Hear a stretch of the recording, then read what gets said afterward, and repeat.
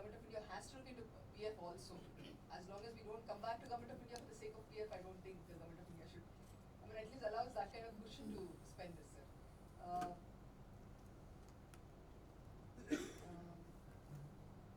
The other things was, sir, the 14th Finance Commission had said that Andhra after bifurcation would have a deficit, and the deficit which was given by them and the amount of grant which we were supposed to get, we couldn't get that amount, sir. Probably if we had at least got that amount, we would have got out of our deficit, but because that amount kept recurring and it's been 2.5 years and still we haven't received it, we still continue to be in the revenue deficit, sir. This is all from my side, sir. Any other state which is here has not had a chance to. Okay. Now I think open the discussions. Anyone have any comment, question?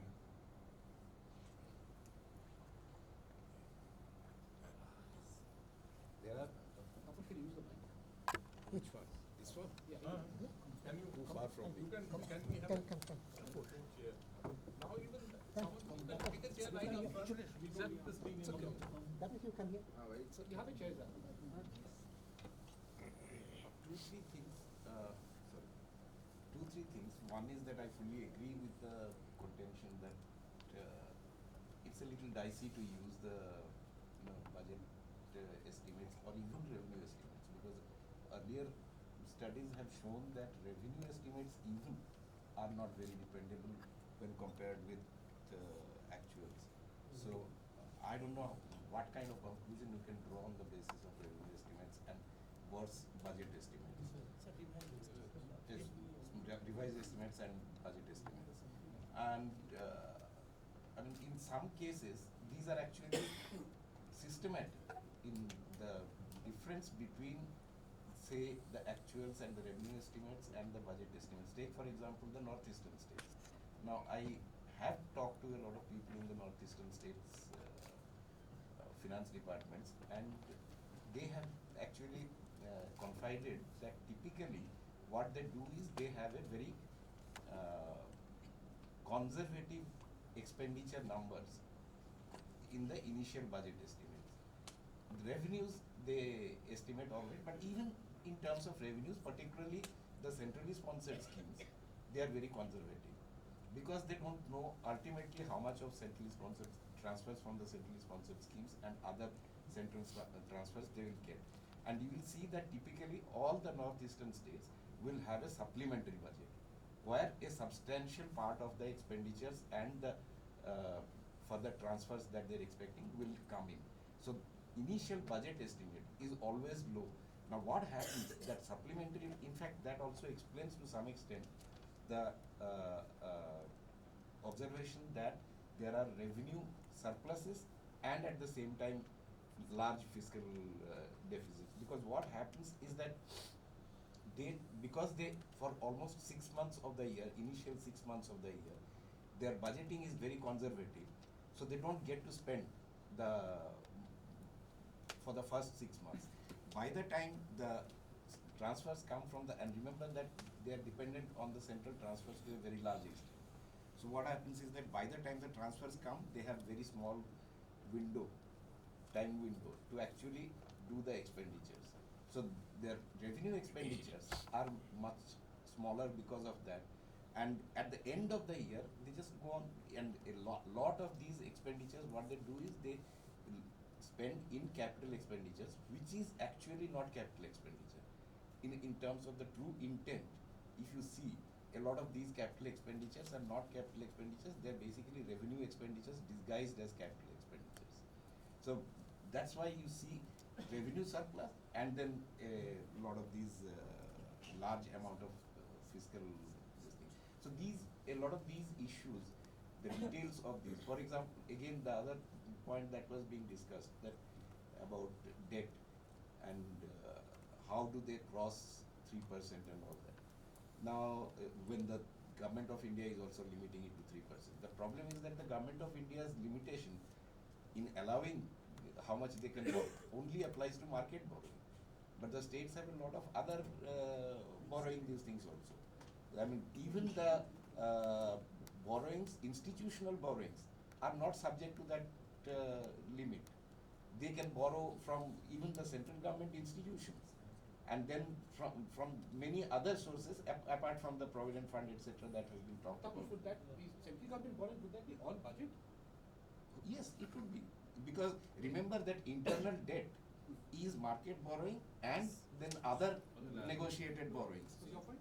In the past, whenever we used to send the proposal under 293, the current finance secretaries are here, we were required to show how much from PF, how much from NSSL, and how much from market borrowings. Because Constitution doesn't limit the powers to market borrowing, it's in totality. And we used to always show that. Is there not? So then it's up to PF division to impose. I think, sir, the confusion probably what that's like, this is cash, for cash management, some of the states what they are doing, their PSUs are bodies outside of the government, they are taking some money, some the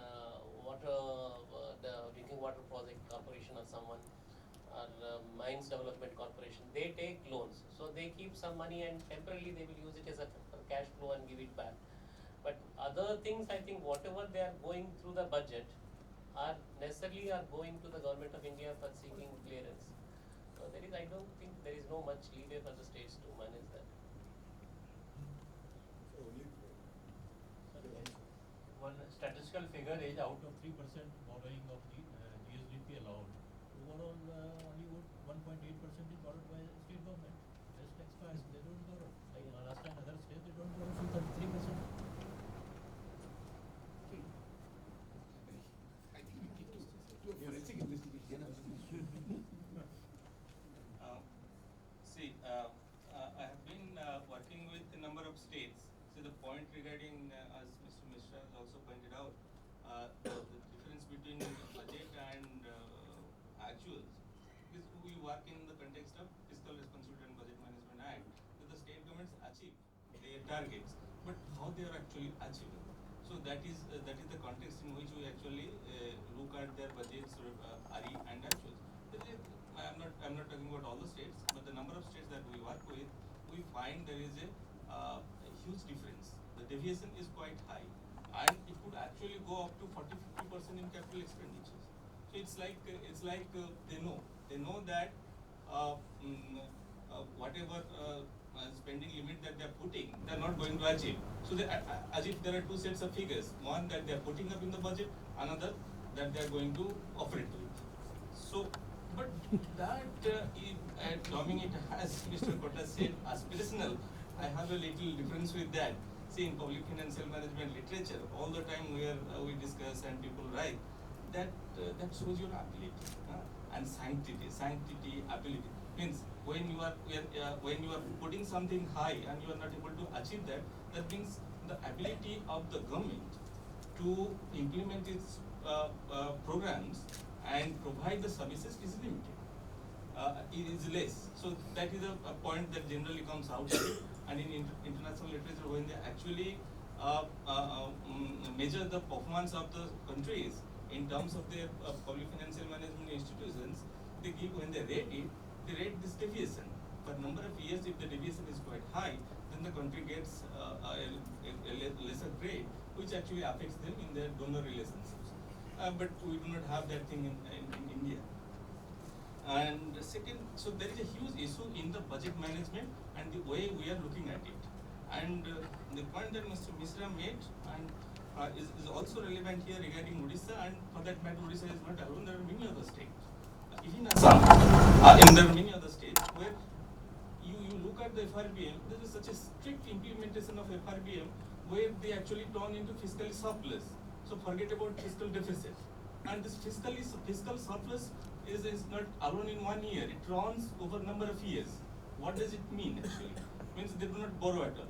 And the statistics, he quoted that the borrowing is less than what has been allowed. This is actually there. When they do not have any fiscal deficit, their fiscal surplus, they do not actually borrow. Okay. So that is a point, and it actually hampers the ability of the state when, suppose 3 or 4 years, you do not have any fiscal surplus, you do not have any fiscal deficit.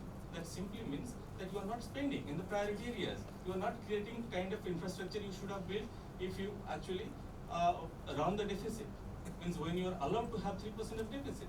So that is the issue there. If you look at the state budgets for till 14-15, there are number of states which have actually conservatively operated and it's a below equilibrium level, much below they were allowed to. And so now actually, if you look at that 14-15 onwards, there has been a pressure on that that they were not doing spending, and now they are actually trying to spend a little, and the deficits are increasing.